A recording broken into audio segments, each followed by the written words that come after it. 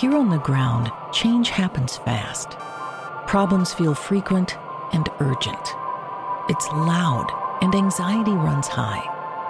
From a satellite view, the Earth looks the same as it did thousands of years ago. We've been here before. Let's learn from our past and shoot for a better future.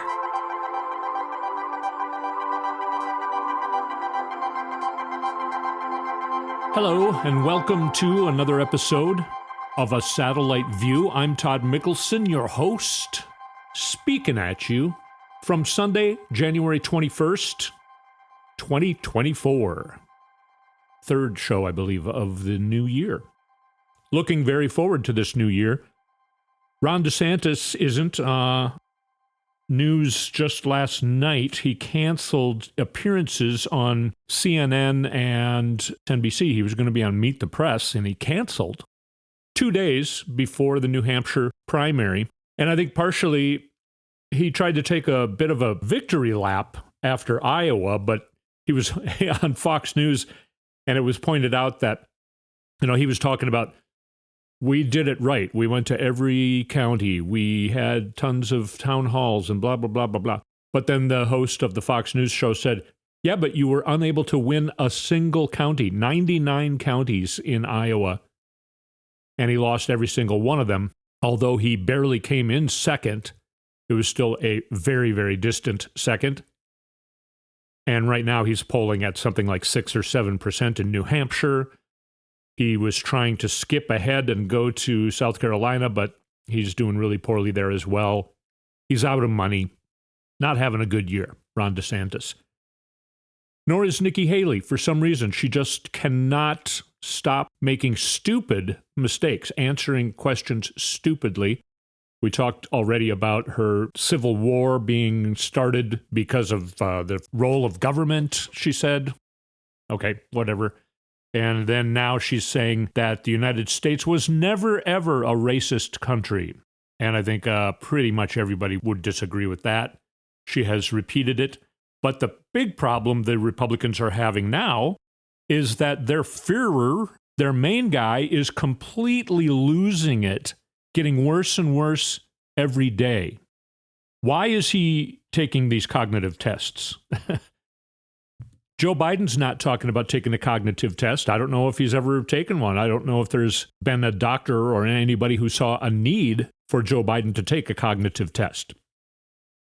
But Trump has been talking about him for years, about 5 years now, since he first did the, airplane, TV, woman, whatever. And now, if there was a picture of Nikki Haley and Nancy Pelosi in the cognitive test, he would probably fail. You've probably heard about these gaffes he has been making. He was mistaken Nikki Haley for Nancy Pelosi. He's making an awful lot of gaffes. I know if Joe Biden made a single one of these gaffes, it would be the biggest news of the week. But because it's Trump. Now, a couple shows ago, I was going to do our deep history dive, and I was going to go back in time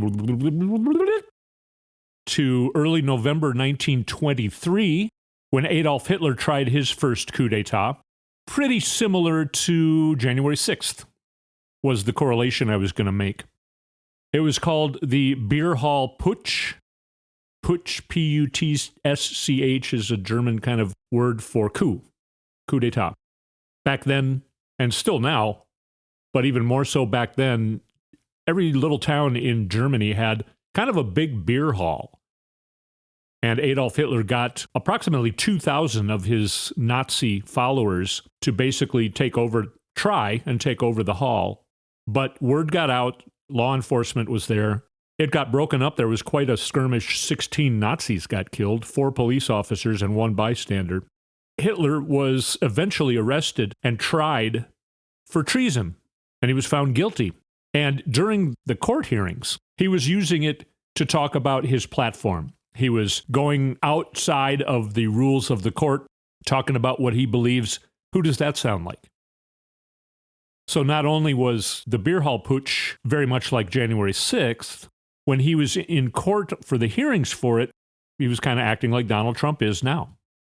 Didn't work for him. He was convicted. Now, our deep dive, talking about how Donald Trump seems to be losing his mind. Sounds like he's taking quite a few cognitive tests, probably because people are watching him saying, yeah, give him a test again. He's a lot worse this week. I mean, you can plainly see his demise. Pretty big problem for the Republican Party because it's looking more and more like he is going to end up being their nominee. Now, you've heard me say for many months that I don't think Trump is going to be the nominee. I still feel like that, and now it's looking like we're getting our reason. I wasn't thinking somebody was going to beat him in the primary necessarily. I thought there was a chance of that at one time, but that was the other candidates are so poor that that's looking unlikely, obviously. But, and it looks like Ron DeSantis is about to drop out. He's completely out of money. He can't find anybody to give him more money. And he's canceling very important television appearances just days before the New Hampshire primary. Nikki Haley, it's been being said that if she doesn't do very, very well in New Hampshire, that she might drop out.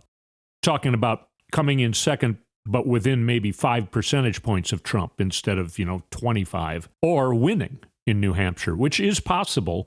But Trump is, the polling right now has Trump pretty far ahead. Will Nikki Haley stay in to see if Trump is going to just get thrown in the loony bin or drop dead? I mean, he really is going into a major decline. What if he's the nominee? What if he wins the primary? We're going to find that out in just a little more than a month. It'll be Super Tuesday. It's always decided by Super Tuesday. If not before Super Tuesday, then on Super Tuesday. One of the trials might start at that same time, but he won't be convicted yet.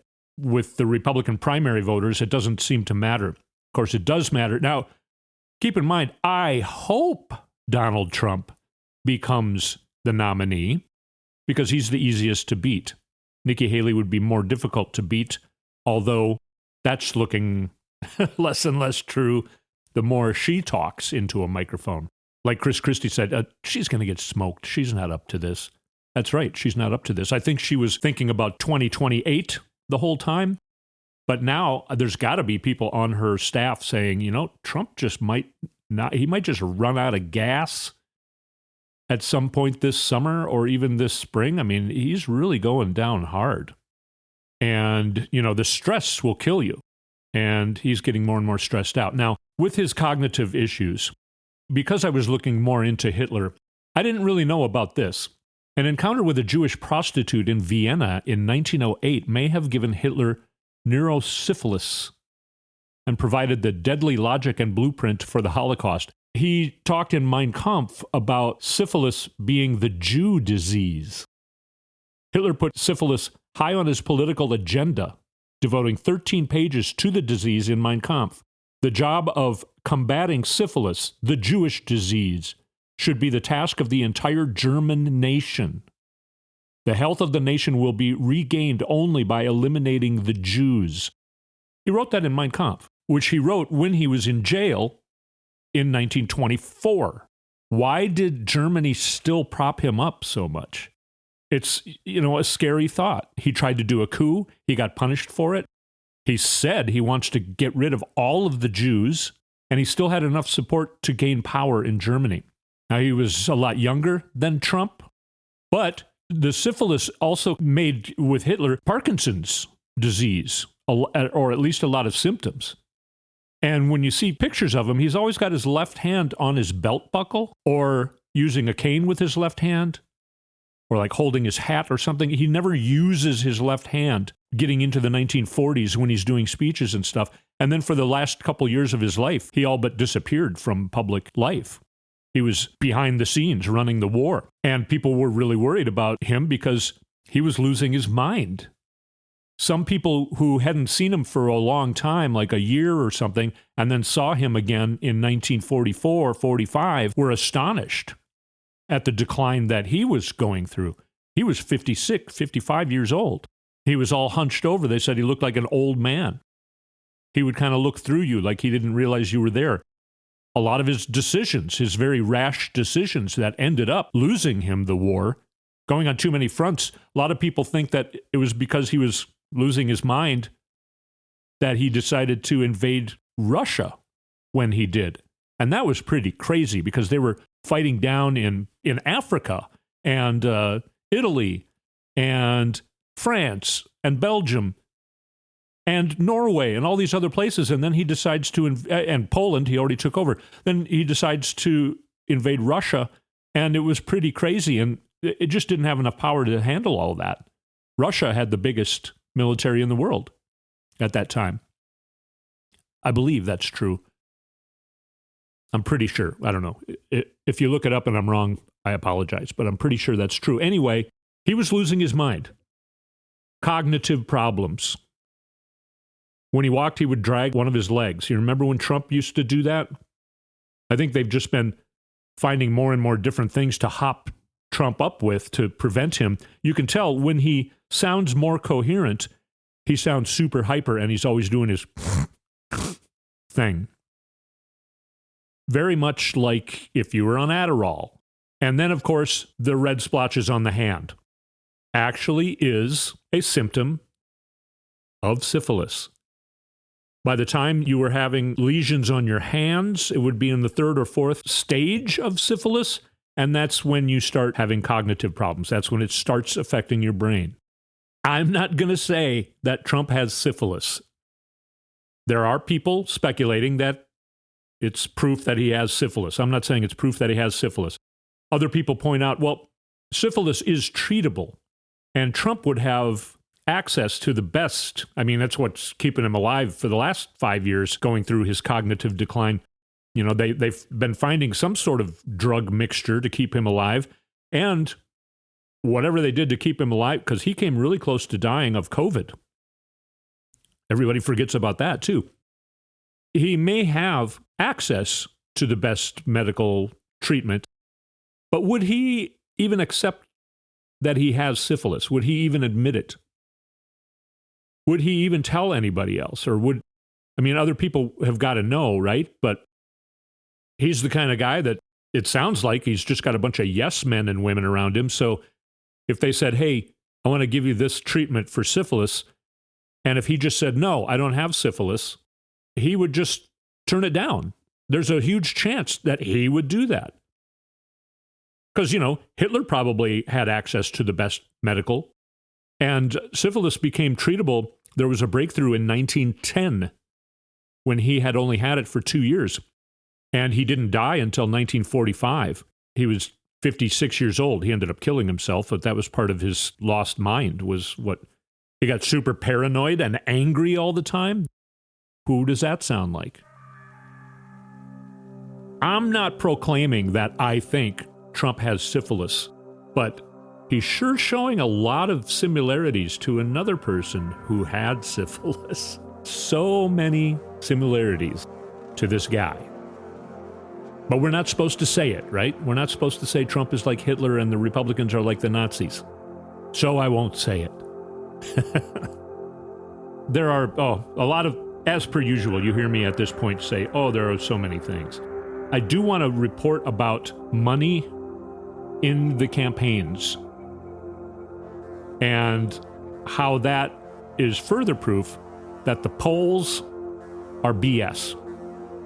We'll come back and talk about that and a few other craziness things constantly going on these days. It's fun to talk about. I got my popcorn barrel on order. It's as big as an oil drum. 2024 is going to be fun to watch. So let's all watch it together. Let's take a short break and come back and have some fun. You're listening to A Satellite View. We'll be right back.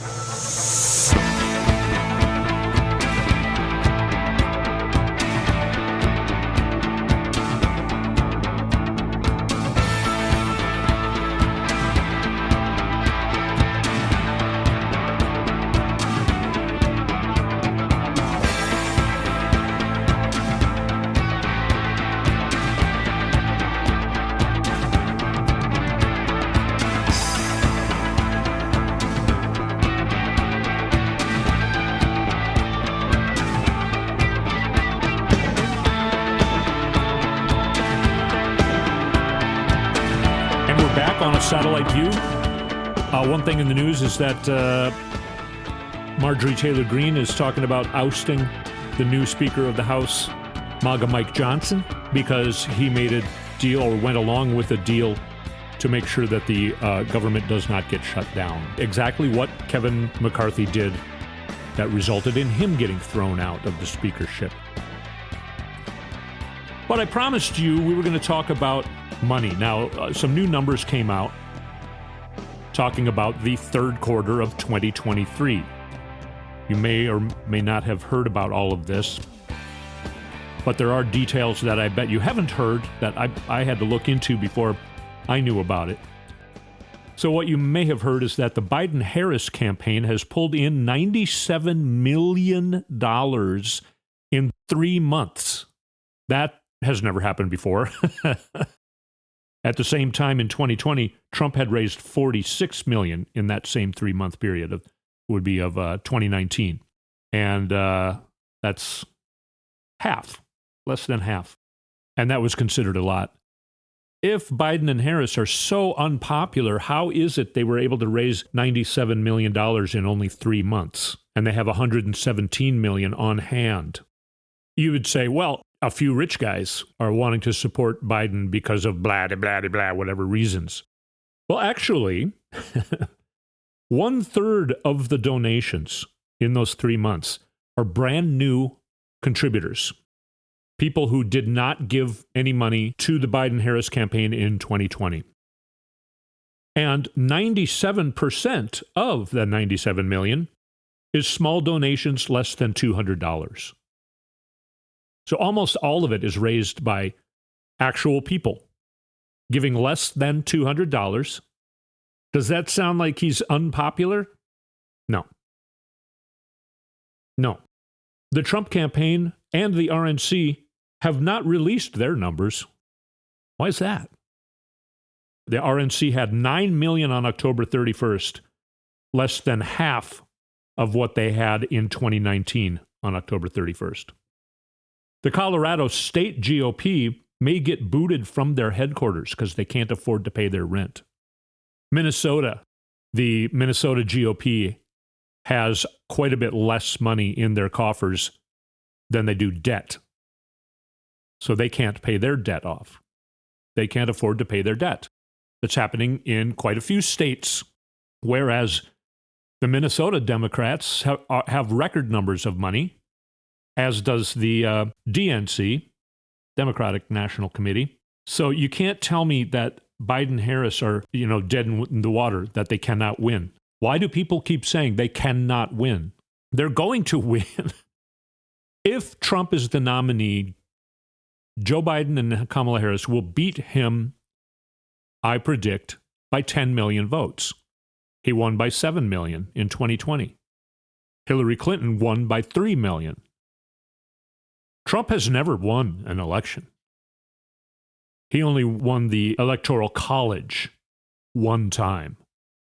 And then every election after that, including in Florida, a special election for a House seat flipped from Republican to Democratic in Florida. I talked on the last show about Floridians wanting to protect abortion rights in their Constitution, and they had 910,000 signatures, way more than they needed, and at least 150,000 of those were Republicans. There are normal people in Florida. It's not only crazy MAGAs.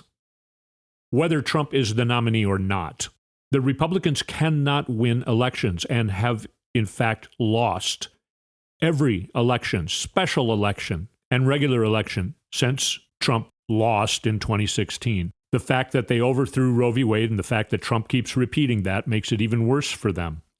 And then so Nikki Haley's trying to think of a way of saying, well, I think we can maybe compromise, and I think all Americans can come together over a 20-week abortion ban. No. That would still kill women.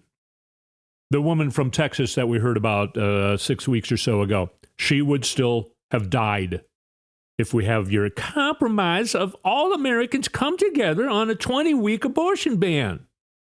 You don't understand. 99% of abortions occur before 20 weeks.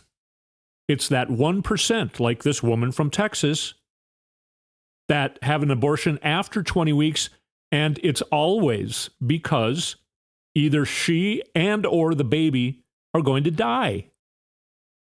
Republicans want less women in this country. They want women to die. All right, I said we were going to have fun, right? Well, let's talk a little bit about the border, because it's clear that the Republicans do not want to solve the issue of the border. Joe Biden is throwing them a lot of things that they have previously said they need, and Democrats want to solve the issue at the border too. It's not the Democrats or Joe Biden that are blocking a solution at the border. It is the Republicans, and it also came out MAGA Mike Johnson is no good at doing this. He revealed that, I talked to Trump just 2 nights ago, I think, on the phone about it. Trump is telling MAGA Mike, don't do anything at the border. Just say it's either that whatever you said it is, 6 or 2, HF2, House File 2, sir. Yeah, your bill that has all the crazy stuff in it. It's that or nothing. I don't want to solve this problem. And as a matter of fact, I don't even want you to pass that bill. I want this problem to stay so that I can talk about it and become president. I want to kill Joe Biden on this subject. Do not solve that problem. And MAGA Mike is like, okay, certainly, sir. It's atrocious. I don't know if he's just making a mistake by saying that on TV. The same way that Trump is saying we can't completely get rid of abortion until after we're elected because people don't like that. We need to do something people like and then get elected, and then we can ban abortion to everybody forever. You're not supposed to say that on TV. And MAGA Mike said, I just talked to Trump and he told me not to solve the border problem because he thinks it'll help him get elected. But here's a funny thing. Taylor Swift, I didn't realize Taylor Swift started her singing music career almost 20 years ago, something like 20 years ago. She started off, I think, even as a country singer, and then she changed to pop, but I don't know when. I like her, but I'm not a huge fan. I don't know her history. Apparently, she didn't do it just because she likes to write music and sing or become a pop star or become famous. That was not her motivation. She didn't even realize what was going on. Joe Biden, back then, 20 years ago, did a psyop.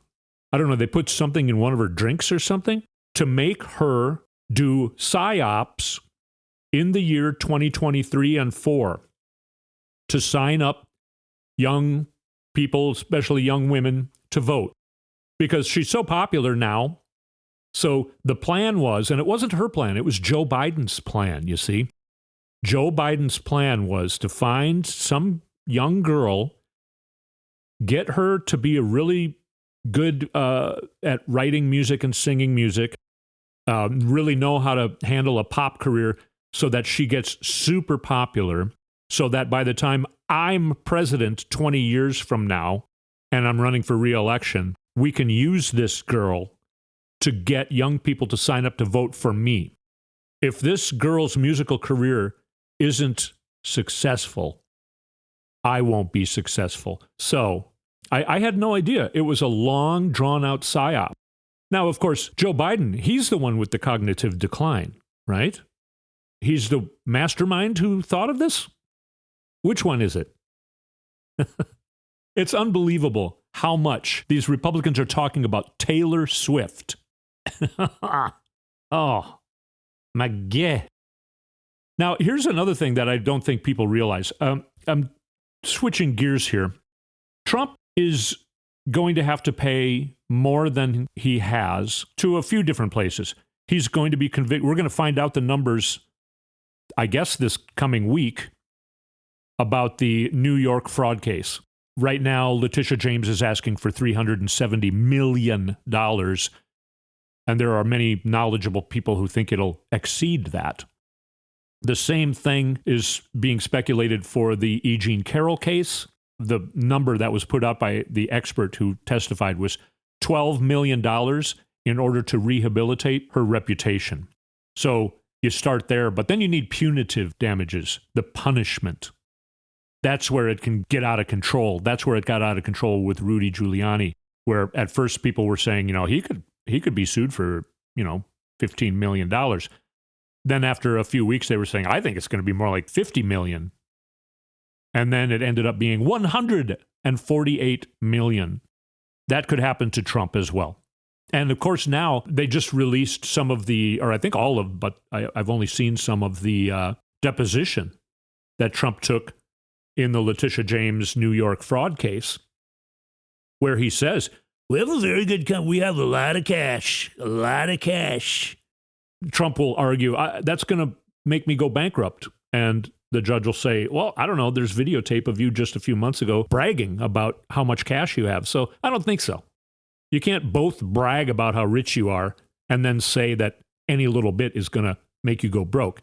Now, the thing is, in the fraud case, for instance, if you're going to appeal, like say they say it's going to be $370 million. Let's just use that number for now. I do think it's going to be a lot more than that, but let's say it's $370 million. Trump appeals it. Trump has to come up with $370 million, not $370 million in real estate, not a $370 million building.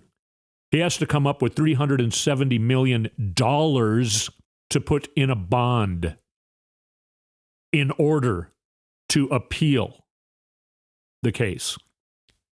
And he's not going to have enough cash, money dollars, to do that. He can't sneak it around either. I mean, he's trying still, but I don't know, more than a year ago, they assigned a monitor to the Trump organization so that the Trump organization can't buy or sell anything without that monitor approving it. So if this were to happen, and it is going to happen, Trump's going to want to appeal. Trump is not in control of selling a building. At that point, and even with or without appeal, he's going to have to liquidate because he's going to have to pay the $370 million, which means he's going to have to sell buildings that he owns because he doesn't have $370 million. He has more than $370 million worth of real estate, maybe. So what's going to happen is that monitor and the New York government is going to take over, and they are going to sell Trump's buildings. And they're going to take the quickest price they can get. They're not going to hold out for the high price and keep it for sale for a year like Trump would want to do. They're going to sell it for whatever. Either way, Trump is ruined. He already is. This is another thing that people don't realize. It's not a matter of whether he's guilty of fraud or not. That has already been decided by a grand jury of Trump's peers, fellow New York City or New York State people. They already found him guilty of this fraud. It's just a matter of what this number is going to be. The number is going to be more than what Trump has on hand cash, money, dollar-wise. So Trump is ruined. The government sells a building of Trump's, they keep the money. That money does not go to Trump. Trump is ruined. He's ruined financially.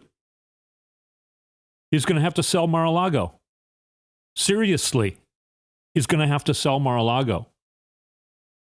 He's going to be forced. I mean, he's not going to have any control over that. And sometimes I think, what if Hillary became president in 2017? Trump would still be yelling about it being a rigged election. We might have had a January 6th type of thing go on earlier. Who knows? Everybody would have been talking about how evil Clinton is, including Democrats, sadly. And we would be in that dull headache that we were in the early part of this century.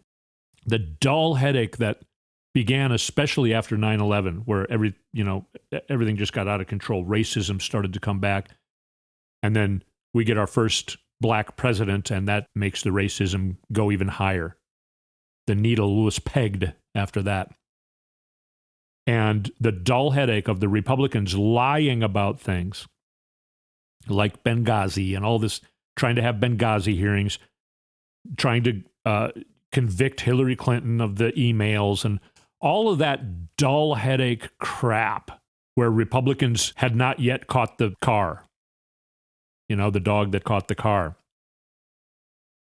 They kind of became a little bit of the dog that caught the car when Trump got put in the White House. Nobody thought Trump, including Trump, nobody thought he was going to get put in the White House. He was put in the White House.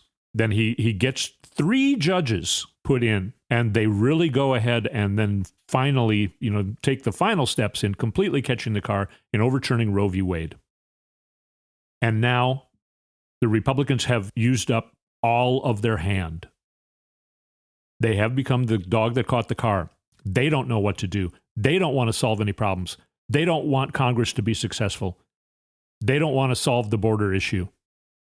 And there's no way they can win any elections anymore. It's been proven since they overturned Roe v. Wade. They're losing elections in Ohio. They're losing elections in red states. They just lost an election, a special election in Florida. They've been losing badly in Wisconsin, Michigan. You know, these places that are, I really think that Joe Biden is going to win Ohio this time around. And it's going to be because of women's reproductive health care, period. That one issue ensures that the Republicans are done. They're all done. That would not have happened if Hillary Clinton became president. It's like we're going through the part where you have to die before you go to heaven. But I think we're going to heaven. Figuratively. I don't think there's a pretty room in the sky that's called heaven. I think that. Anyway, but it's just really interesting to me. I ponder on that often. How different the world would be right now. Right now, going into the future, 2024, I think wouldn't be as good as it's going to end up being. I think we're going to make tons of headway in climate change, gun safety, women's rights, everybody's rights, economic freedom. I think we're going to even a lot of things out. And we're going to have the power to do that because we were finally able to stop the obstructionists and make them go extinct. That would not have been happening this year unless Trump won in 2016. That had to happen. Now we see. And all of the worst things that we thought might happen, except like a nuclear war, happened. They did overturn Roe v. Wade because of Trump getting elected and putting those people on the Supreme Court. And it has woken America. Gen Z is turning out in record numbers. Young people are turning out because they know what's at stake. Americans have learned about this stuff more than at any time, certainly in my lifetime. And good things are beginning to happen. 2024 is going to be fun to watch. 2025 is going to be incredible. All right, we've run out of time a while ago. Thank you so much for listening. You know what we do here is we try and keep together so that we don't lose our mind because the media is telling us things like Joe Biden can't win the election. I don't know why they keep saying that. I don't know how dumb they think we are, but it's hard to hear that all the time and not feel like you start to believe it. That's how they do that. So thank you for coming here so that we can all stick together and reassure each other that we're heading into good times, not disastrous times, good times. And we can help each other argue for things that are good and argue against things that are bad. If somebody's trying to argue with us about that, if somebody's trying to argue about that Joe Biden cannot win the election, why did he then raise $97 million in 3 months?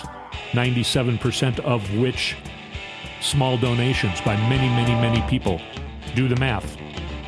$200, less than $200. How many people does it take to get up to 97 million? So we're doing just fine. Thanks again for listening to A Satellite View. We'll talk to you next week.